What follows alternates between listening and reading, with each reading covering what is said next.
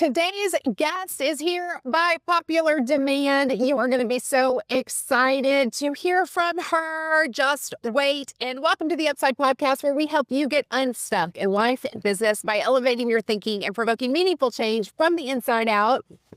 And I have my second daughter, Jillian Flood, with me today. Hi.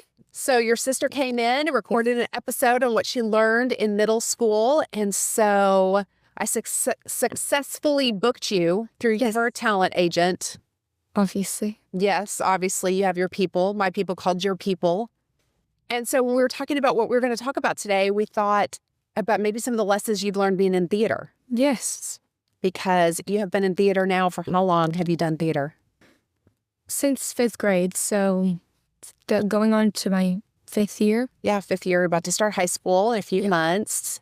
And I've just watched you blossom with theater. You absolutely love it. You play basketball. Yeah. You run track. So you do a lot of things. But theater, you're very, very passionate about. So I think there's been a lot of life lessons that I've seen you learn through your theater experience. And I think that we can all learn from. So let's just dive right in. You ready? Yes. Okay. So first of all, let's talk about rejection in theater, because it is a big part of it. You have to audition for roles. You don't always get the role that you're hoping to get. How do you handle that? Because that can be really, really hard to deal with that, especially when you're young. Honestly, rejection is never like a fun, happy thing. It's never good to hear that you didn't get the part that you wanted. But I think a good story about this is when I auditioned for Frozen, and I auditioned with my theater company and TPA, and it was the first time that my theater company has ever done the full length of Frozen. So let's just say auditions were hopping. Everyone wanted to do it. And it was 3rd through 12th grade. It was 3rd through 12th grade. So there was younger kids, older kids, a lot of mix. And it was just a lot of competition. And I did not end up getting the part I wanted. I wanted either Olaf or young Anna or young Elsa. And I ended up getting Sven, which isn't the greatest news to hear. Which, if you're haven't had Frozen on your radar in a while, that's the reindeer that hangs out with Crystal. Yes. Yeah. So when I first heard it, I was like, oh, I'm not going to sing. I'm not going to talk. I'm just going to be sitting there on stage in a reindeer costume. And I did not handle it very well. If I'm being honest, I did not. I was not very happy for like my sister who got a good part. I was honestly just really defeated at that time. But I did learn to love my part. I felt very happy with what I was able to do with that part and all the comedic spots I got to have. And I did end up having a few lines and a few song lines. And honestly, I just had a blast with that part. It was just a fun time. So what did you learn? Does that change how you're going to feel maybe next time you get a part that wasn't your first choice? Yeah, because honestly, it's not always going to be the part you wanted. You're never going to like always get the lead. There's going to be times that you get parts that you weren't always prepared to get. And you really might have thought that you were going to get a good part and you didn't get your favorite part. But there's just so much you can do with every single part. Like there's always an opportunity to like steal a spotlight for that little bit. So good. Okay, so let's talk about competition. Okay. You love competition. I love competition. You are a very competitive person. I have no idea where you get that from. I say that tongue in cheek. Okay. So how you're dealing a lot of times with competing for roles that your friends are also competing for, or like you said, Jet sometimes does theater as well. She got young Elsa in Frozen, which was one of the parts that you wanted. Yes. So how do you deal with competition? And sometimes when your friends or your sister even gets the parts that you want, how do you deal with being surrounded by really, really talented people? Well, honestly, I love competition. I feel like I thrive under competition. That's why I really love like in-person auditions, in-person callbacks. I feel like the pressure, it just really helps me. And I don't think that competition is ever a bad thing. I think that competition can really help bring out the best in actors, but it also can bring out the worst at times. But you told me this before my High School Musical audition. She said, don't think of it as your competition. Think of it as your future cast. And it was about to be a pretty good cast because I looked in and I texted her and I was like, Mom, we're going to have a great cast. Because you had gone back for a live callback. A live callback. And it's going to be very intimidating because you're about to do your audition and you're sitting there waiting, hearing everybody else be amazing. And everyone can see you too. Everyone can see you too. So it's very vulnerable. And yeah, I laughed because you texted me, Mom, it's going to be a great cast. Meaning, yeah, the competition here is super steep. Yeah, but it really it does competition is a good thing because the cast did end up being great. And I did end up getting the part I wanted. So I was really happy about that. And I just thought I really used the competition for my advantage. So do you think theater is a team sport? Yes, I think it is a team sport. Your dad would say it's not a sport, which is maybe true. A team activity. I think that theater is a sport, but I think it has a sport in it. I think there's a lot of dancing and movement and all that. And you do have to work on dances for 3 hours straight sometimes. So I will say that there is a sport in theater, while theater is not a sport, but it definitely requires a lot of teamwork because, there's just so much that goes into theater, behind the scenes, so much that's going on backstage. There's just everything is teamwork, whether it's harmonies in a group song or a duet, or everyone's trying to dance, but together on time and beat, or you really need someone else's help to deliver a comedic joke. I feel like there's just so much teamwork in it, and you really do need to meet your cast and become friends with your cast. I think in theater, it's honestly pretty easy to grow comfortable with your friends and your castmates, but I will say I think you need to definitely be vulnerable with other people and help each other out in theater. So when you were Uncle Fester, which hilarious, you were hilarious as Uncle Fester, and I will say when I got the cast list back and I saw you were you at camp when we got the No, I signed you up when you went to camp. Yeah, you secretly auditioned. I secretly auditioned you. I sent in a video. And then we got the cast list back and you were Uncle Fester. And I thought, that is so interesting. I would have never put that together. And you were fabulous. Shout out to Miss Caitlin for seeing that potential in you. And you had a double because they double cast all of these shows. Ariel. And tell me a little bit about that relationship with Ariel because she really made a big difference for you. So me and Ariel, we didn't originally meet at the very beginning, but once we started working individually on our Fester stuff, we clicked right away. I felt like our vibes were connected. I felt like we had similar energy. But I will say that she helped me so much in everything. She definitely helped me with my Fester voice. I was not very confident with how I was going to accomplish this weird, raspy, I don't know, Fester voice. Bald man in love with the moon. Yeah. For anybody who has forgotten who Fester is on the Addams Family. So there was a very difficult character voice that I needed to accomplish. And she just stepped in and showed me how to do it because she had already figured everything out. And she helped me a lot on that. And I'm so grateful for that because I would not have been near as confident as being Uncle Fester. And she really just helped me step out of my comfort zone. And I tried to return the favor as much as I could by helping her with her lines and everything. But I think that she just helped me out so much more than I could ever help her out. Well, and I think that was such a sweet relationship because sometimes a double could be competitive. You want to gatekeep your information or hold on to what you're going to do so that you shine the most in your with your particular cast. And she didn't do that and you didn't do that. You guys really worked together so that you could both be the best that you could be. Yeah, when I first walked in, I was like, who's my double? Let's see this double and see if I could be better than them. But then she came up to me, we started connecting really fast. And I was like, okay, competition's off. Let's just be friends. Let's help each other out. And I think I learned a very valuable lesson from that. And now I'm just doubles are meant to help each other out. I love that, babe. So it takes a lot of confidence to go onto a stage and perform, to sing, to learn lines in front of hundreds of people. I think there are so many adults who would just rather die than go on stage and do any of that. It's very brave to see so many kids stepping out to do that. So are performers naturally confident? How do you build your confidence? Where does that come from?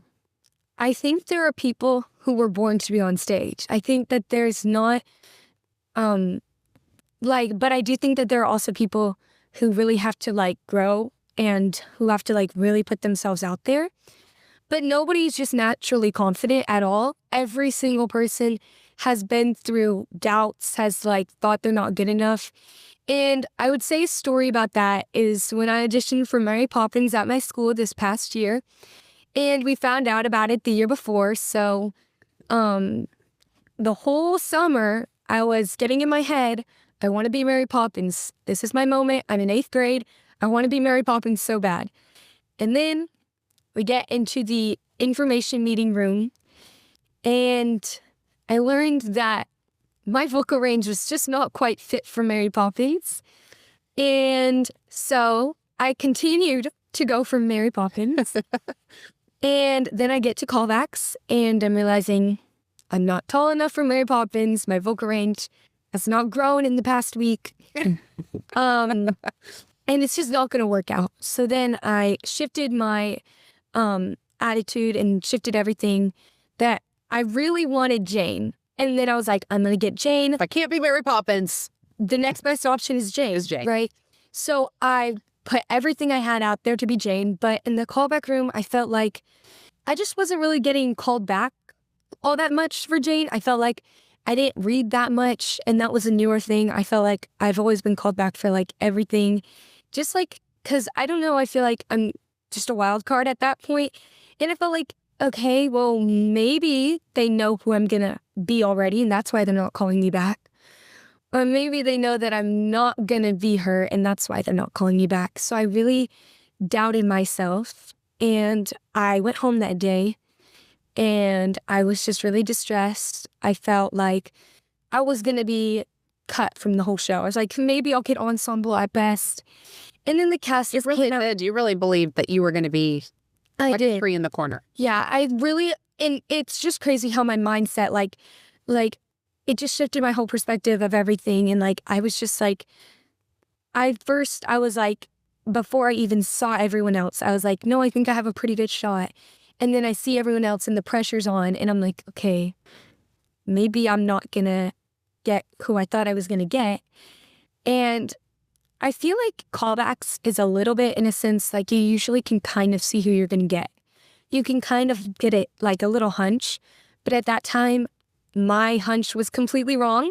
And I ended up getting Jane. And I was just really happy about that. And I was just really wrong not to be confident. And I lost a lot of confidence that I had to build back. But it was a really valuable lesson that I did learn. Yeah. You told yourself a lot of stories about what things meant.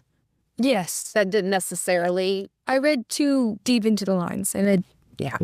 You were a little dramatic. Maybe just a little. What can we expect? Okay. What's the hardest thing about theater? Because it takes a lot of hard work. I will say, I mean, any theater parent out there, just hats off to you because it's a lot for the kids. It's a lot for the families. It's tons of rehearsal, hours of rehearsal. I think... What does hard work look like? Well, okay, so... in the beginning, when you first start theater, there's two ways you can go. You can either be like really high, like, yes, I love theater, and you can practice every single day. And that's honestly what you're supposed to do. You're supposed to practice every single day. Or on your own. On your own, not just when you're at rehearsal. Like, you need to go back and learn your dances, learn your lines, learn your songs, everything. You need to really put effort out there so that the show can be the best it can be. Or you could be, you can just go to the rehearsals, do what they tell you to do in rehearsals, and then not do anything else. And I think when I started theater, I really went through that. I didn't do anything else. And then you told me, you were like, there's 2 weeks till the show and you still haven't practiced your songs. And I was like, there's 2 weeks? What? That was at Charlie in the Chocolate Factory. Willy Wonka. Willy Wonka. And we did have a little moment. It was our first show. I was like, I got this. And then I didn't have it. And I really had to work like extremely hard to catch up. And you really don't want to put yourself in that situation. But I think that, and you don't want to ever like get to the middle of your theater career and get bored with it and then just be like, okay, well, I've got this figured out now. You always have to keep working hard. Like every single day at home, you got to at least spend like 10 minutes on harmonies and 10 minutes on dances. And I think in my most recent show, I really like figured that out because I was really working hard on my dances, on my harmonies and everything like that. Yeah. Well, and even on your ensemble part too. Yeah. Like on your off night, if you're in ensemble on your off night, if it's double casted, you still need to work hard on your ensemble part as hard as you work on your like on night part, your leading part that has the solos. And that's part of being a great team player. Yeah. And making it about being the show, a great show, and not just about being the star. Everyone has to put a little bit of effort in it and for it to become a great show.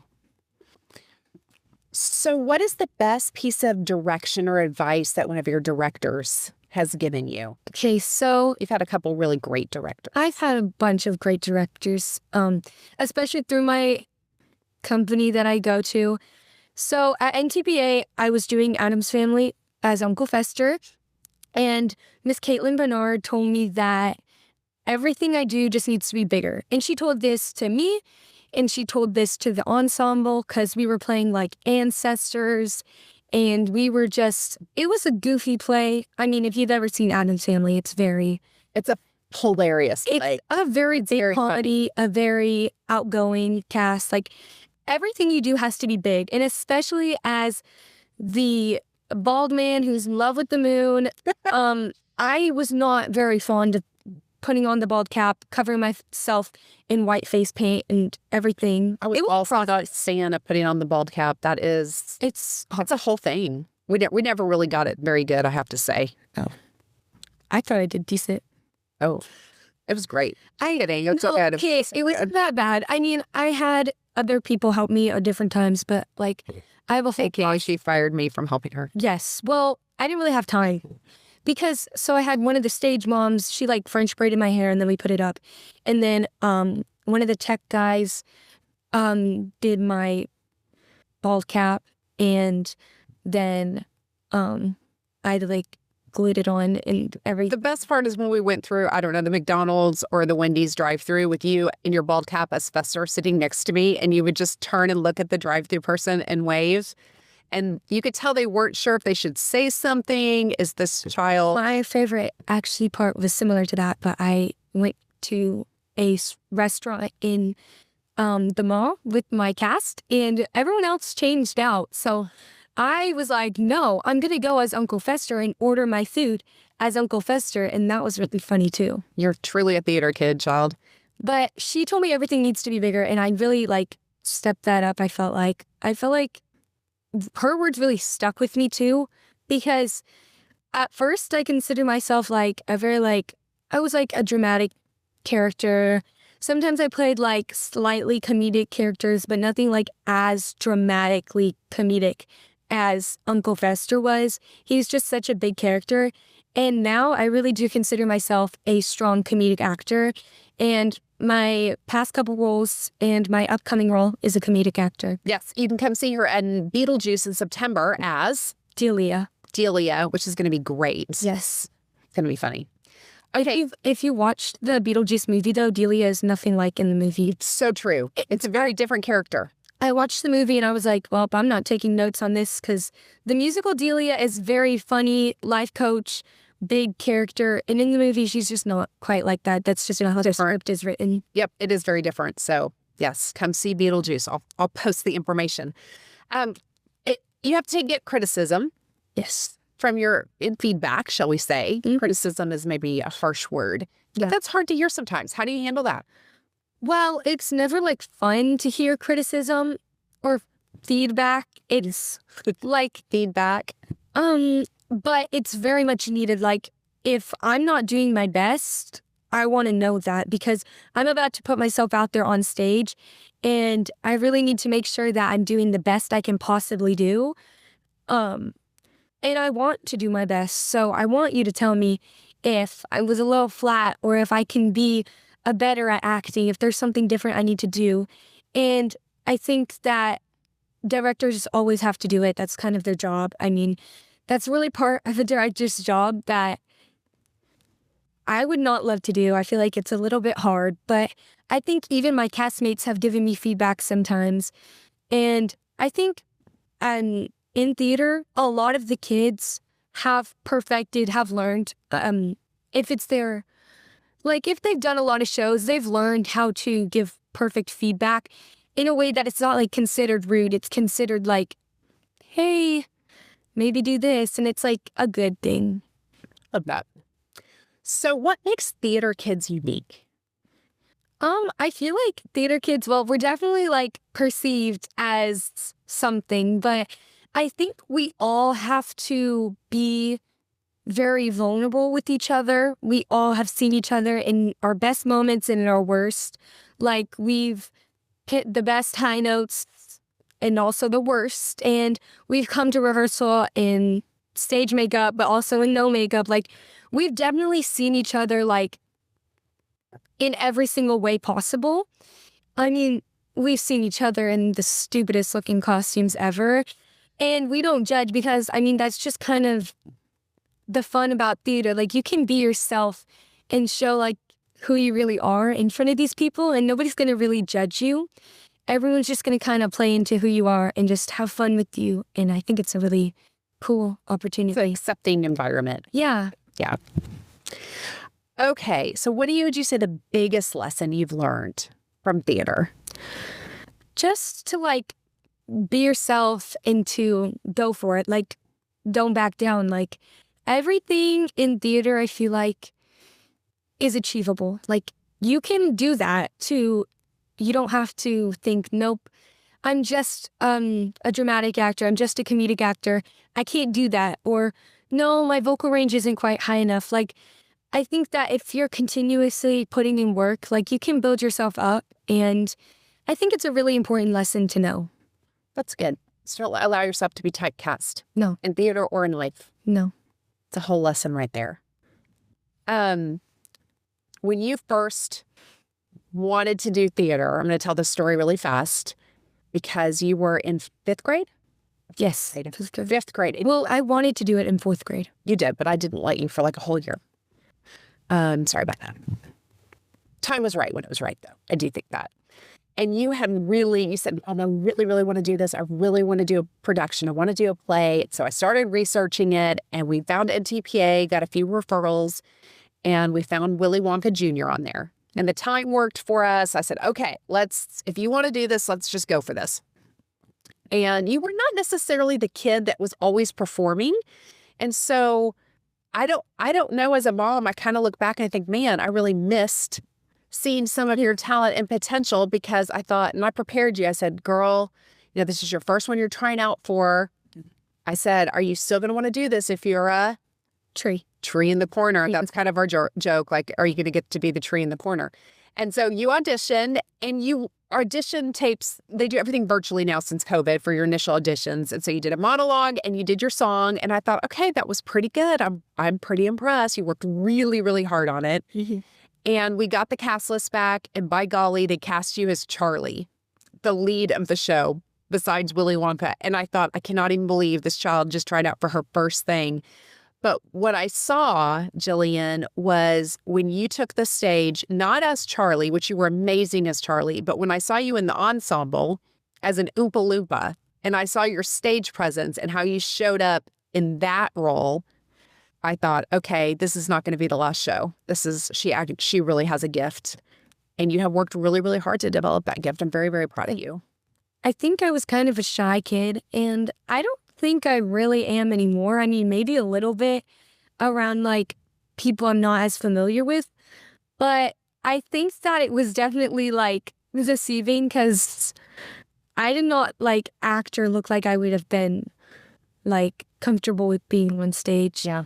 If you just like didn't look deeper than the surface, I guess. Yeah. But yeah. I'm glad we did. I love being an Oompa Loompa too. You were an incredibly cute Oompa Loompa. It's really fun. I post videos of you being an Oompa Loompa. You have to run that by me. I'll have to Calvin, my people, get with your people for approval. All content now posted. Okay, last question. What would you tell a kid who's maybe afraid to audition or thinks they want to do theater, but is just not sure if they have the confidence, worried they'll get rejected or they won't get the part they want? What would you say to that kid or that adult, for crying out loud, who's trying to do the next big thing? Honestly, go for it. Maybe even if you're a little shy at first, I think theater is a community that will definitely build you up and help build up your confidence too. So as you do it, as you go through these rehearsals, you're going to get more and more comfortable with it. And honestly, just try, because you never know what can happen. You could be the next Broadway star, and if you don't try, you're never going to know. Never going to know. And it's also kind of fun to be the tree in the corner. It is. To be all of the different pieces because it all matters. It's all important. Yeah. I think even the ensemble can really help contribute. Ensemble can make or break the show. And I don't think I realized that till halfway through I started doing theater, because I was not trying near as hard in my ensemble parts. So good, babe. So proud of you. We'll tell everybody, post that they come see you in Beetlejuice. But so proud of you. Maybe one day we'll see you on Broadway. Who knows? Who knows? Who knows? All right, everybody. Thank you for listening. And as always, when you invest in your growth every single day, it will yield you great returns. I'm going to encourage you to be like Jillian. Put yourself out there. Get out of your comfort zone. Don't be afraid of being rejected and go try something new. We'll see you next week on The Upside.